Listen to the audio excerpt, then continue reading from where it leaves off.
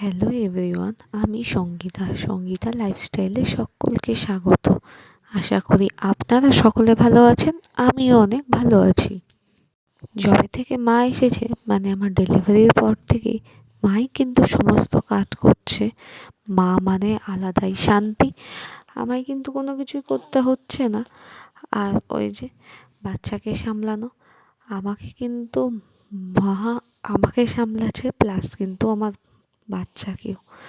এর জন্যই বলে যে মায়ের কাছে এই সময় অন্তত আলাদাই শান্তি, সত্যি শান্তি। হ্যাঁ, সাথে আমার হাজব্যান্ডও কম করছে না, সেও বাচ্চাকে নেওয়া অনেক অনেক হেল্প করছে। তো আজকে সন্ধ্যাবেলা ভাবছিলাম কিছু একটু খাওয়া যাক ঘরেই, বাইরে থেকে এখানে তো নতুন জায়গায় এসেছি, তো টুকিটাকি এটা ওটা কিনে খাওয়া হচ্ছে। তো ভাবছিলাম আজকে একটু হাক্কা নুডলস বানাবো। তো মাকে বললাম, তুমি বাবুর পাশে বসো, ও তো ঘুমাচ্ছে, তো আমি আজকে বানাই। তো মা বললো, না আমি বানিয়ে দিচ্ছি। বললাম, থাক না, তুমি তো 3 বেলা রোজই বানাচ্ছ, আজ না একটু আমিই বানাই, এমন কি কাজ। আর সত্যি কথা বলতে এই নাসিকে কিন্তু এত ঠান্ডা নেই, খুবই কম ঠান্ডা। আপনাদের চারিদিকে এক একজনের, মানে আমরা যখন চণ্ডীগড় ছিলাম ওখানে কিন্তু খুব ঠান্ডা পড়তো, আমাদের ওয়েস্ট বেঙ্গলে কিন্তু এত ঠান্ডা পড়ে না চণ্ডীগড়ের মতো।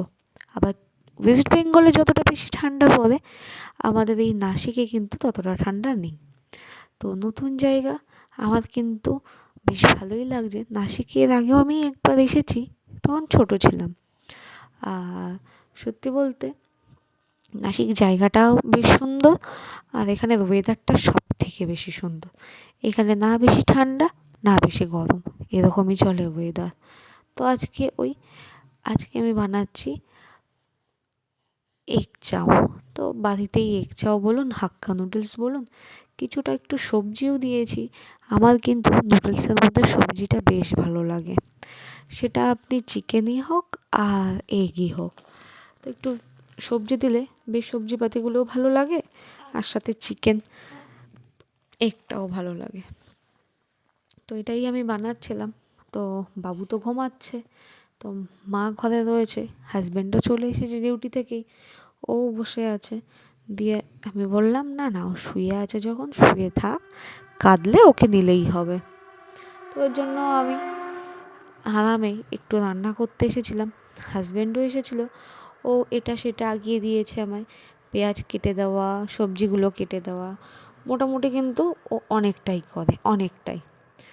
আর কেউ গুছিয়ে দিলে ও তো আগেও গুছিয়ে দিত, বিশেষ করে পেঁয়াজগুলো এগুলো কিন্তু কেটেই দিত।